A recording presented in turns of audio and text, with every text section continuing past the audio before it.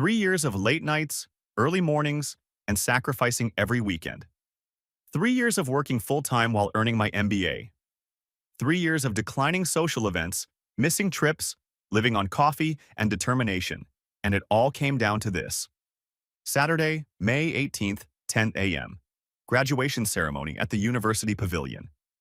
I'd sent my parents the date 6 months ago, reminded them 3 months ago, sent another reminder a month ago, called them 2 weeks ago to confirm. "We'll be there," Mom had said. "Wouldn't miss it for the world." That was 2 weeks ago. On Friday night, the night before graduation, I texted the family group chat. "Tomorrow at 10. Can't wait to see you all there. Reserved seats in Section B." Dad responded, "Looking forward to it, son. Proud of you." Emily, my younger sister, sent a thumbs-up emoji. Mom hearted the message. I went to bed feeling good. Nervous about the ceremony, but good. My family would be there. After 3 years of grinding, of being told I was crazy for going back to school at 28, of proving everyone wrong, they'd be there to see me walk across that stage. I woke up Saturday morning at 7 a.m., showered, put on my suit under my gown, double-checked that my cap was on right, looked at myself in the mirror and felt something I hadn't felt in a long time. Pride. I'd done it. Despite working 50 hours a week. Despite having no life outside of work and school. Despite everyone telling me an MBA wasn't worth it, that I was fine in my current job, that going back to school was a waste of time and money. I'd actually done it. My phone buzzed at 8:15 a.m.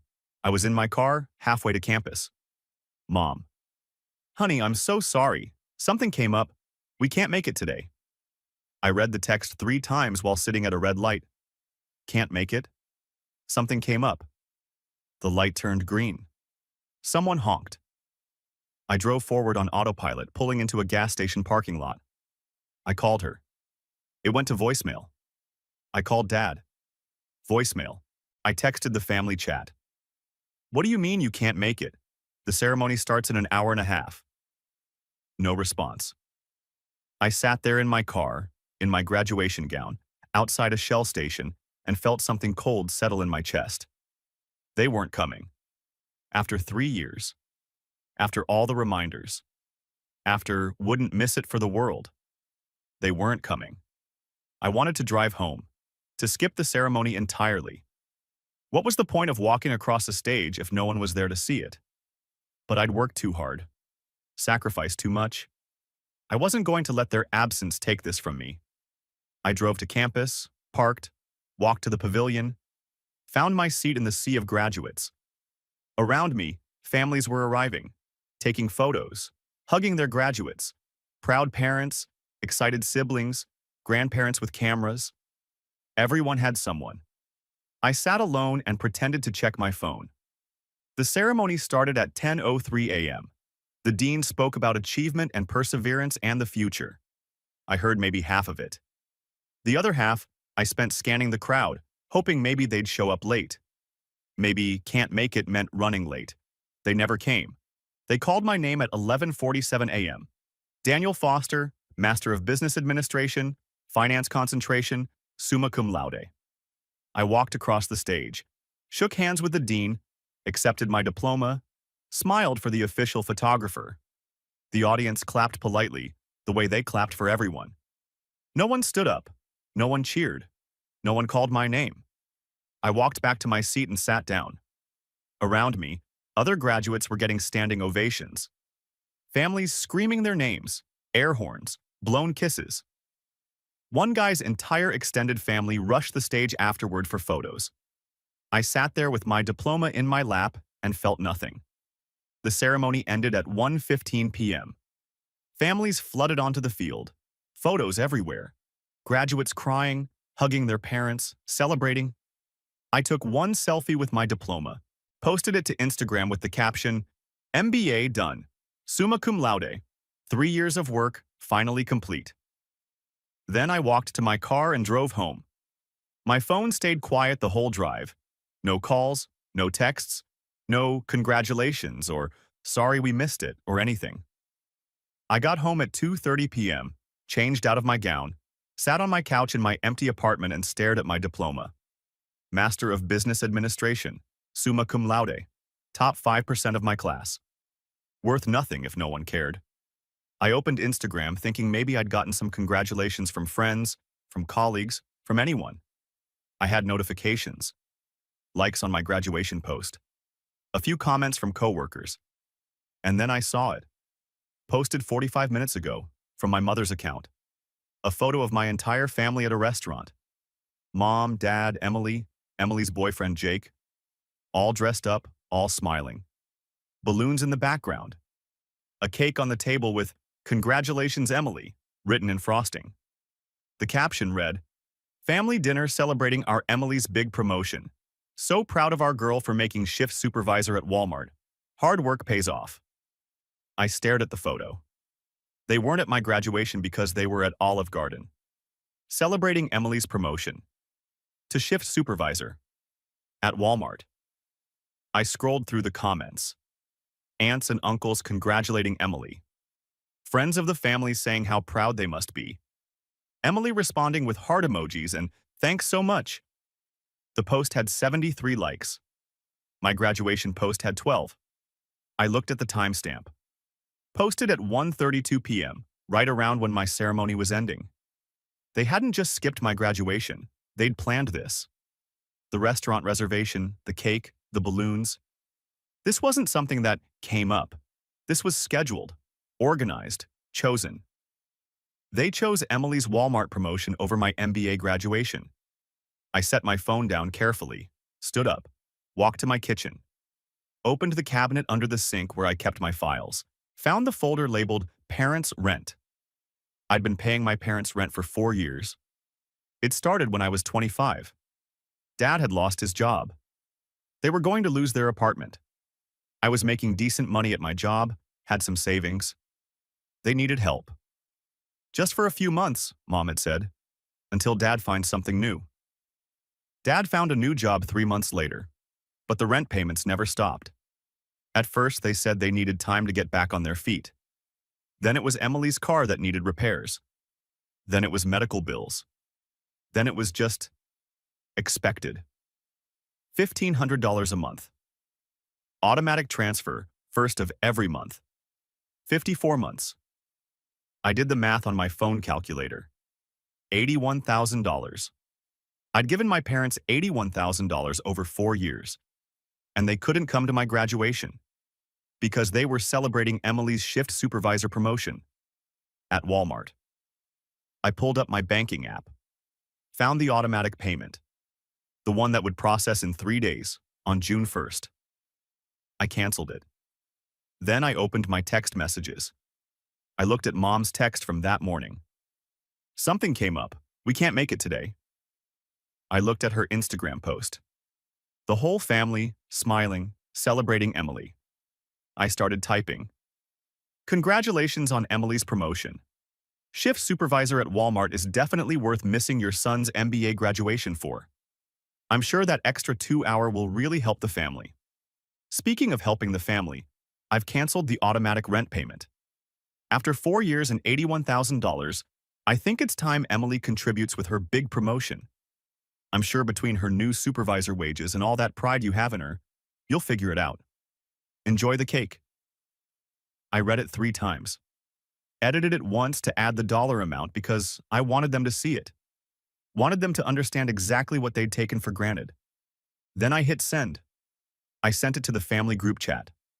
Mom, Dad, Emily, all of them. Then I did something I'd never done before. I blocked all 3 of them. Not muted. Blocked. I didn't want to see the responses. Didn't want the excuses, the guilt trips, the accusations that I was being dramatic or vindictive or cruel. I just wanted silence. I set my phone on the coffee table, face down. Looked at my diploma on the wall where I'd already hung it, and waited to feel something other than empty. It took about 20 minutes. Then I felt it. Not sadness, not anger, relief. I'd been carrying them for 4 years. Financially, emotionally, always being the reliable one, the one who helped, the one who never complained. And I'd just set them down. My phone buzzed on the table. Once, twice, 3 times. 4. Even blocked, I could see the screen lighting up with notifications. Calls coming through as blocked. I turned the phone off entirely. Made myself dinner. Leftover pasta from Thursday. Ate it while watching a show I'd been meaning to catch up on. My diploma hung on the wall behind my TV. Summa cum laude. Worth more than a Walmart promotion, whether they knew it or not. And if they couldn't see that, couldn't be bothered to show up, couldn't prioritize my achievement over Emily's incremental raise, then they could figure out their own rent. I went to bed at 10 p.m., phone still off, feeling lighter than I had in years. I didn't know about the 94 missed calls yet. That discovery would wait until morning. But that night, for the first time in 4 years, I slept, knowing I wasn't responsible for anyone but myself. And it felt good. Really good. I woke up Sunday morning at 8 a.m. feeling oddly rested. For a moment, lying there in bed, I'd forgotten everything. Then it came back in waves. The graduation, the empty seats, the Instagram post, the text I'd sent, blocking everyone. My phone was still off. I got up, made coffee, sat on my couch with my diploma still hanging on the wall, and thought about turning my phone back on. Part of me didn't want to. Wanted to stay in this bubble where I'd finally set a boundary and didn't have to deal with the fallout. But I was also curious. Had they even responded? Were they angry? Apologetic? Did they even care? At 8:47 a.m., I turned my phone on. It took 30 seconds to boot up. Then the notifications started rolling in. Text messages, 127 unread. Missed calls, 94. Voicemails, 22. Instagram DMs, 15. Facebook messages, 8. I stared at the numbers, 94 calls. I opened my call log, still showing blocked numbers. The calls had started at 3:17 p.m. yesterday, about 20 minutes after I'd sent the text and blocked them. Mom, 31 calls. Dad, 28 calls. Emily, 19 calls. Unknown numbers that were probably their friends' phones. 16 calls. The last call had come in at 2:43 a.m. Someone had called me at nearly 3 in the morning. I opened my text messages, knowing they wouldn't show since I'd blocked them, but I could see the voicemail transcriptions. The first voicemail, from Mom, 3:42 p.m. yesterday. Daniel, what are you talking about? Call me back right now. This is ridiculous. You can't just cancel the rent payment. Call me. Fifth voicemail, Dad, 5:18 p.m. Son, I don't know what's gotten into you, but this is not how we raised you to act. We need to talk about this. Your mother is very upset. 12th voicemail, Emily, 7:33 p.m. Danny, what the heck? Mom is freaking out. Can you please just call her back? This is crazy. 18th voicemail, Mom, 11:04 p.m. Daniel Robert Foster, you answer this phone right now. The rent is due in 3 days and we don't have it. You're putting your family on the street. Is this what you want? Last voicemail, Dad. 2:41 a.m. Please, just call us back. Let's talk about this like adults. I sat there with my coffee getting cold, reading transcriptions of increasingly desperate voicemails. Not one of them mentioned my graduation. Not one, sorry we missed it. Not one, we should have been there. Just panic about the rent money.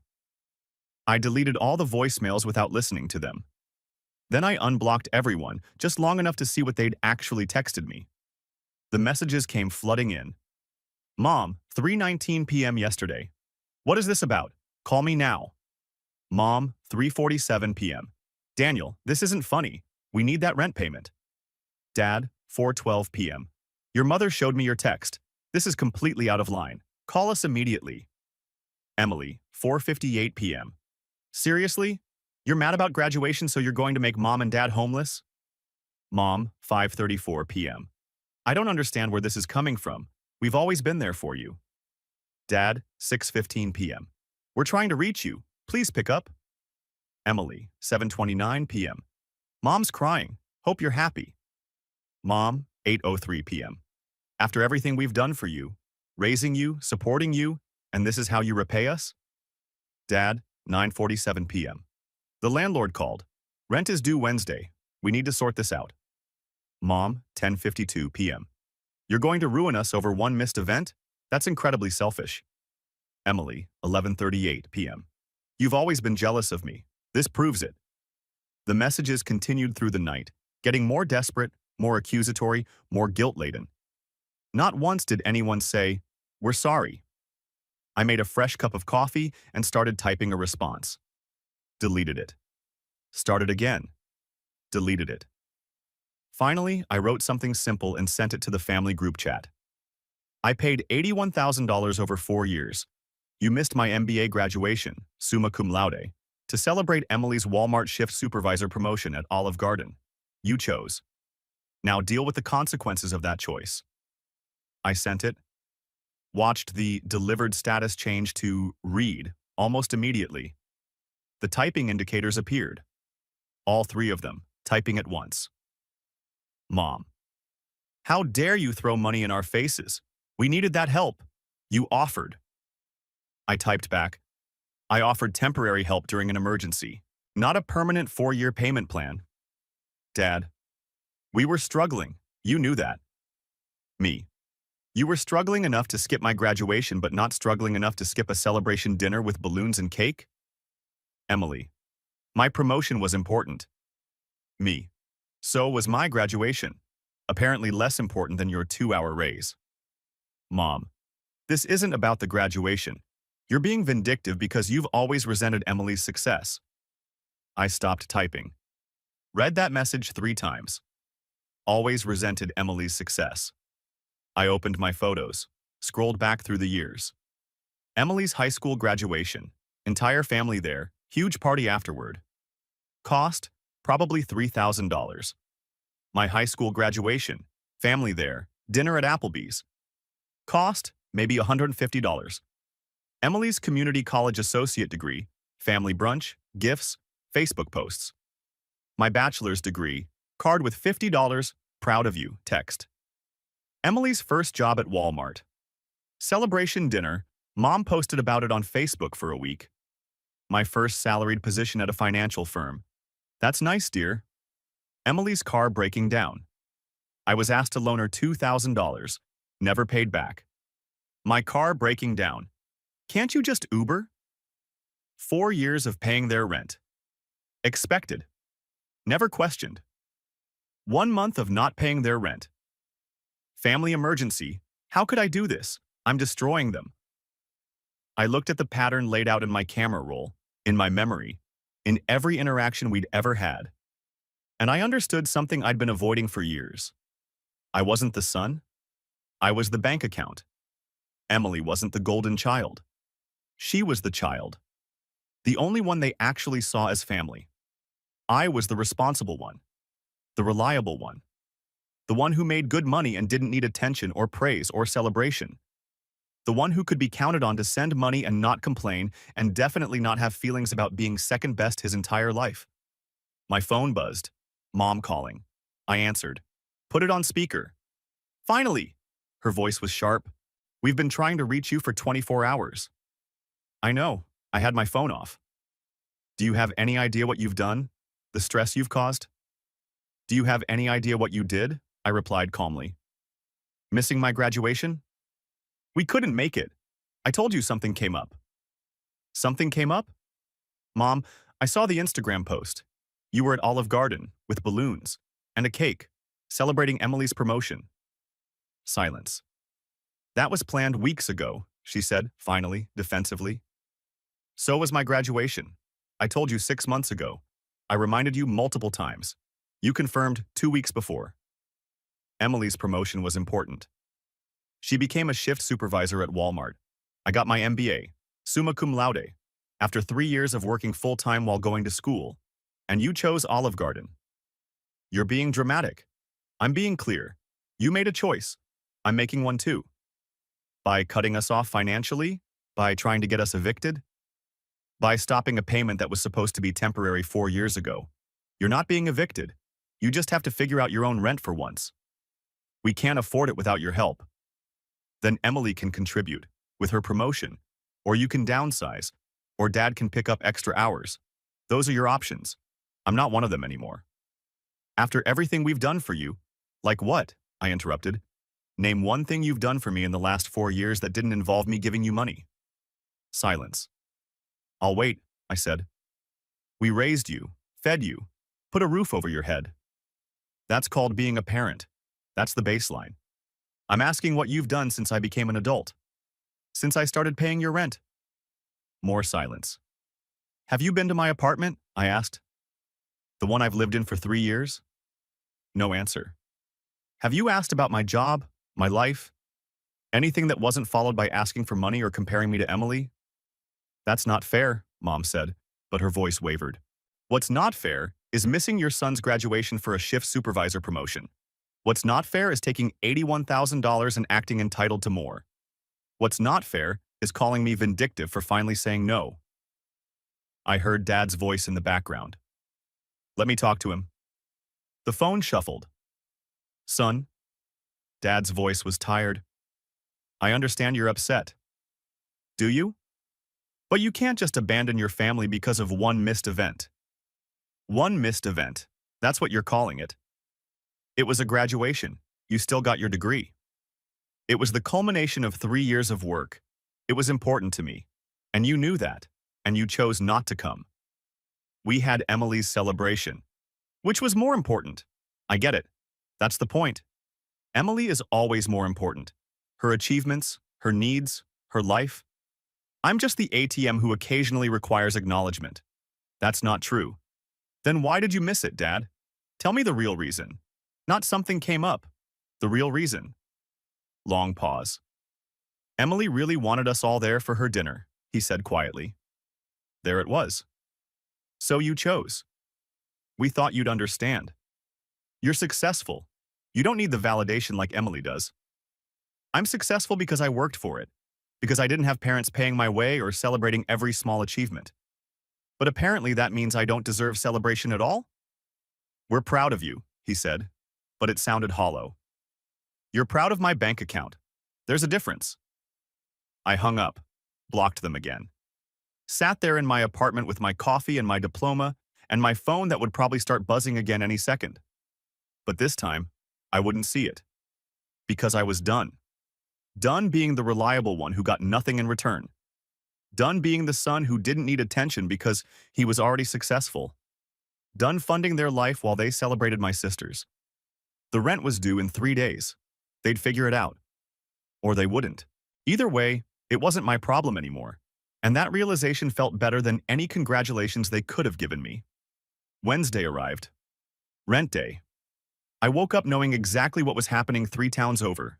My parents scrambling, checking their bank account, hoping maybe I'd changed my mind. Realizing I hadn't. I went to work like normal. Sat through meetings, reviewed financial reports, had lunch with a colleague who asked how graduation went. It was good, I said. Glad it's over. I didn't mention the empty seats or the Instagram post or the 94 calls. Just smiled and changed the subject. My phone stayed quiet all morning. I'd unblock them briefly Tuesday night, just to see if there was anything worth reading. There wasn't. More accusations, more guilt trips, more, how could you do this to us? I'd blocked them again and slept fine. At 2:47 p.m. my phone rang. Unknown number. I almost didn't answer, but something made me pick up. Hello? Is this Daniel Foster? A woman's voice. Professional? Unfamiliar? Yes? This is Patricia Chen from Riverside Property Management. I'm the landlord for the property at 847 Oakmont Avenue, Unit 3B. Your parents, Robert and Linda Foster, listed you as an emergency contact and financial reference. I closed my office door. Okay, I said carefully. I'm calling because rent was due today and hasn't been received. I've tried reaching your parents multiple times but haven't gotten a response. Given that you're listed as having made payments on their behalf in the past, I wanted to reach out directly. I'm no longer making those payments, I said. Pause. As of when? As of this month. The automatic transfer was canceled. I see. Papers rustling. And your parents are aware of this? Very aware. Do you know if they have the funds to cover this month's rent? It's $1,500 due today. I don't know their financial situation. You'd have to ask them. I've tried. They're not answering my calls. Of course they weren't. They were probably still calling me from other people's phones. I'm sorry I can't help, I said, but I'm no longer involved in their rental arrangement. Understood. I appreciate you clarifying. Pause. For my records, can I ask why you stopped making payments? Personal reasons. Family matter. Understood. Thank you for your time. She hung up. I sat there in my closed office staring at my computer screen. They hadn't paid. They were screening the landlord's calls. They probably didn't have the $1,500. Good. My phone buzzed.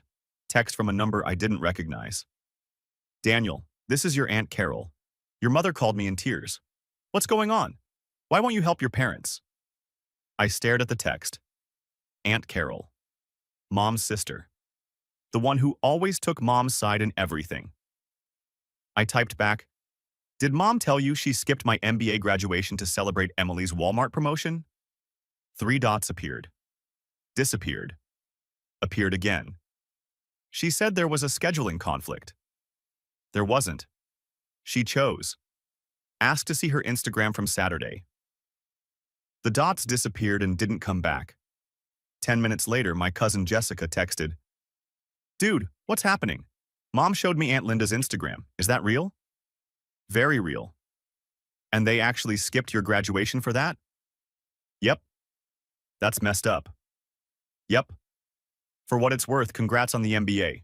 Summa cum laude is huge. I smiled at my phone. Thanks, Jess. Mom's calling Aunt Linda now. This should be interesting. Over the next hour, I got texts from 3 more relatives. Uncle Mark, Cousin David, my grandmother. All of them had been told some version of Daniel is being unreasonable or Daniel cut us off over nothing. All of them had now seen the Instagram post. The narrative was shifting. I could feel it.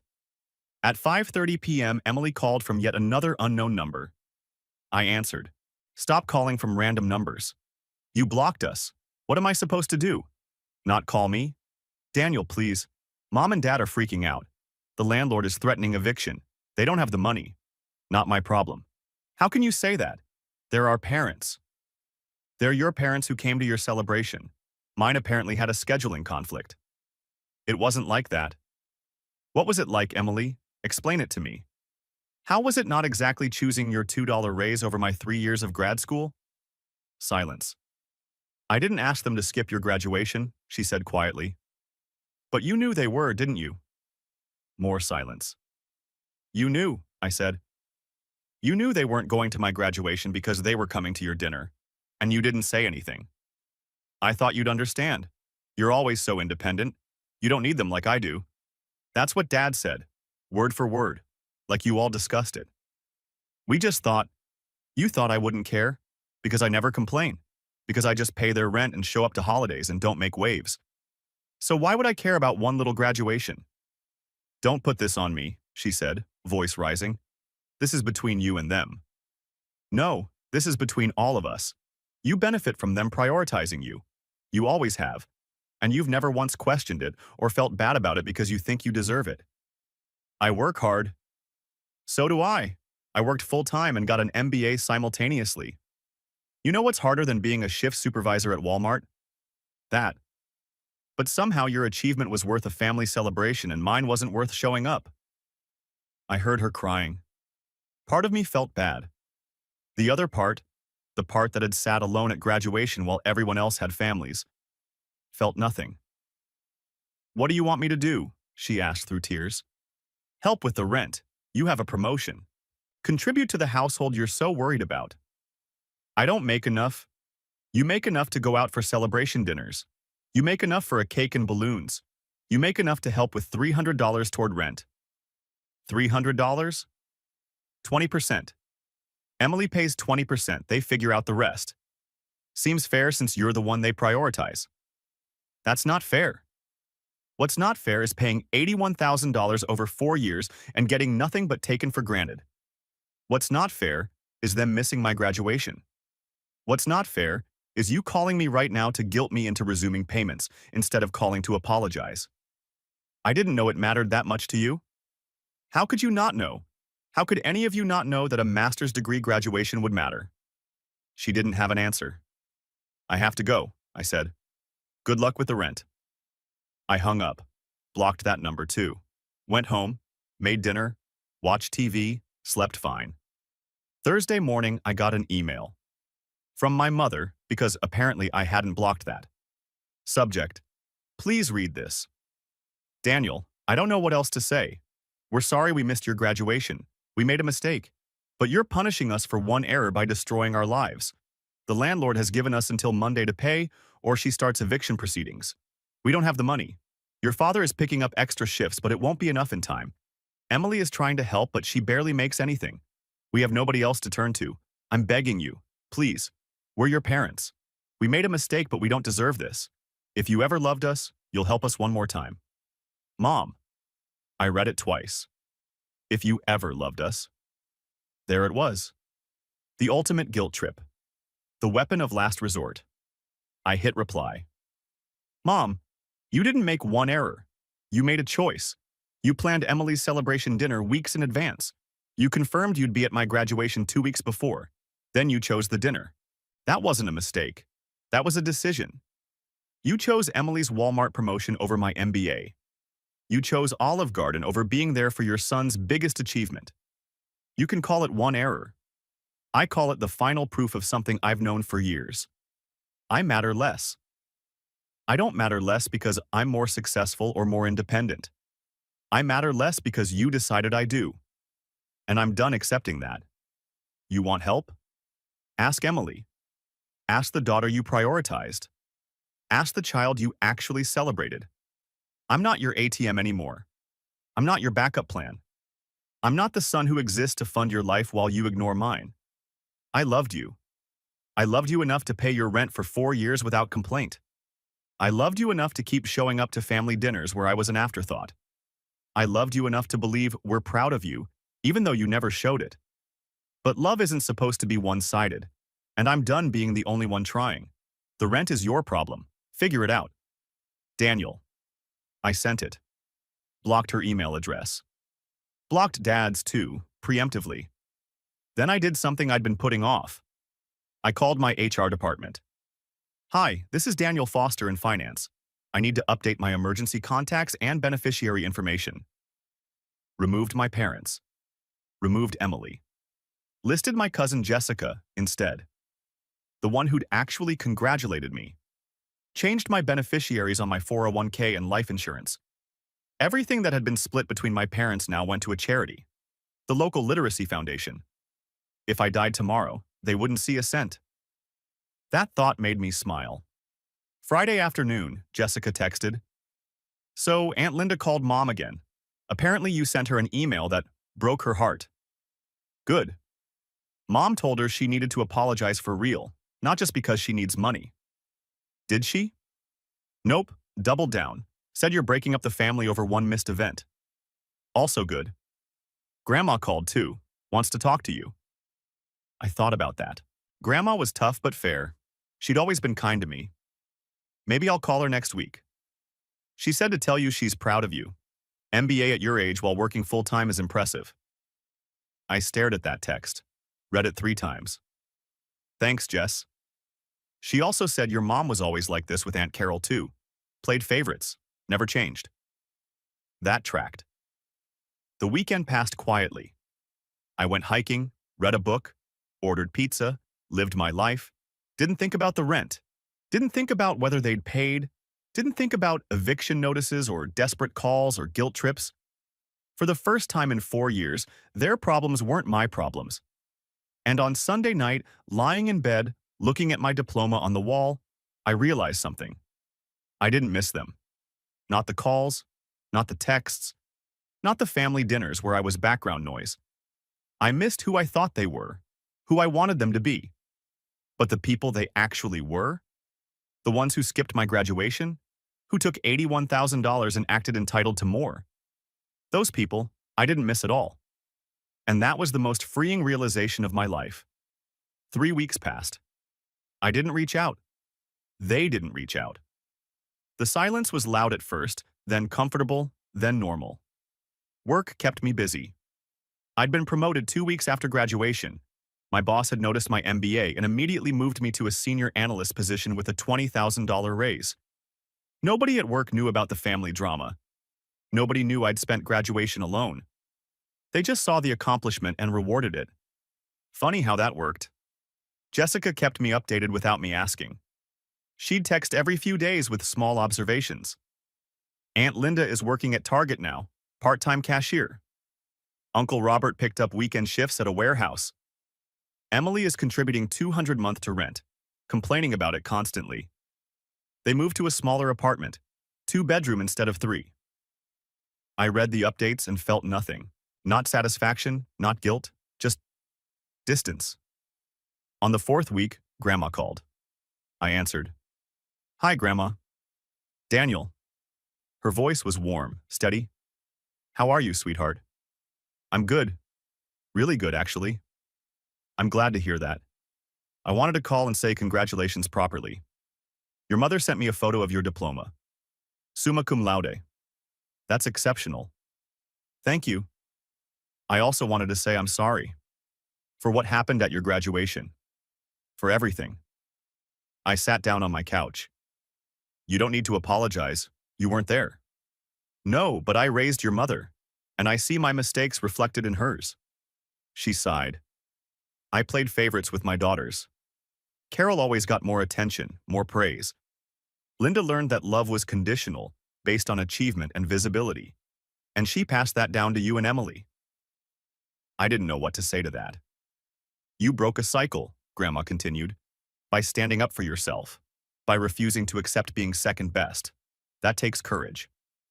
"It just takes being tired," I said. "Sometimes they're the same thing." Pause. "Your mother is struggling. Emotionally, I mean. She's realizing what she lost." "Good. But I don't think she knows how to fix it. She's never been good at admitting when she's wrong. She gets defensive instead of apologetic."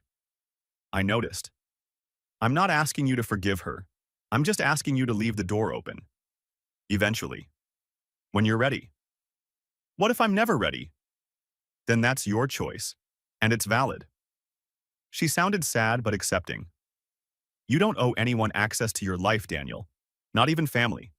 Especially not family who took you for granted." We talked for another 20 minutes.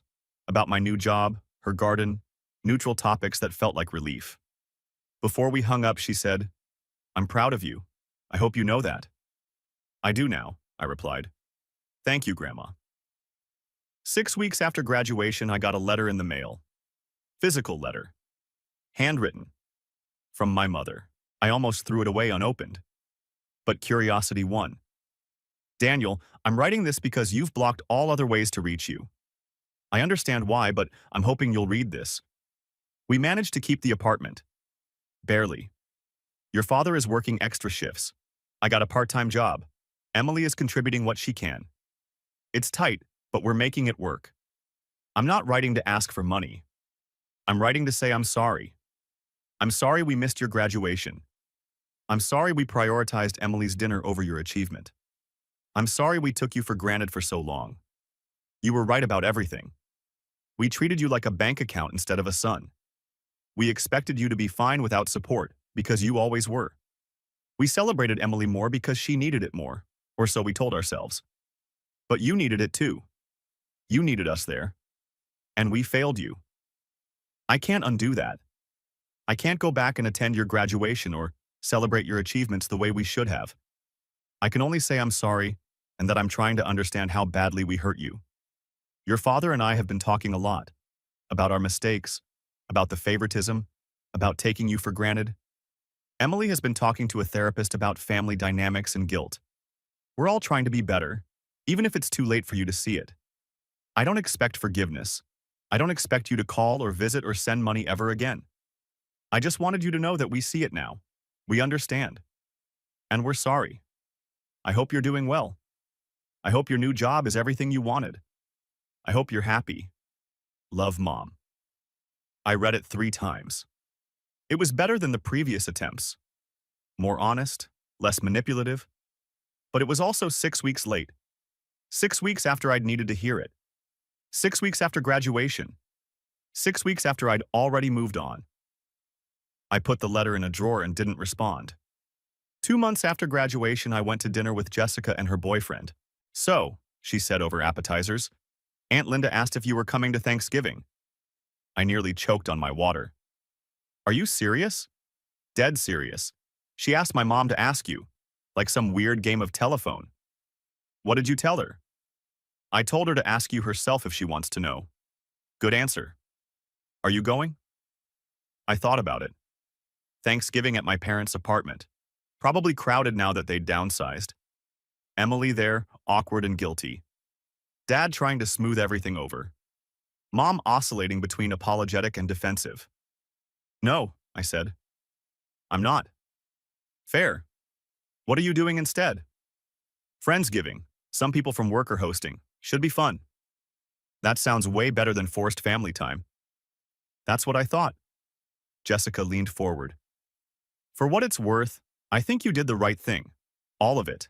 The rent, the boundaries, the distance. They needed the wake-up call. Did it work? I think so. Aunt Linda is different now. More humble. She talks about you differently, with regret instead of defensiveness. Good. Emily, too. She's been weirdly quiet at family stuff. I think it hit her that she was complicit in all of it. She was. Yeah. Jessica picked at her food. You know what's funny? She makes less money than she thought she would with the promotion. Turns out shift supervisor is mostly responsibility without much pay increase. She's stressed all the time. I didn't feel bad about that either. 4 months after graduation, I ran into my father. Pure chance. I was grocery shopping on a Saturday morning and turned the corner into the cereal aisle. There he was, looking older than I remembered, reading the back of a granola box. He saw me at the same time I saw him. We both froze. Daniel, he said finally. Dad. Awkward silence. Other shoppers moving around us. How are you? He asked. Good. You? Managing. He set down the granola box. I wanted to call you, many times. Didn't know if you'd answer. Probably not, I said honestly. He nodded. Fair enough. More silence. I read your mother's letter, he said. The one she sent you. She told me what she wrote. Okay.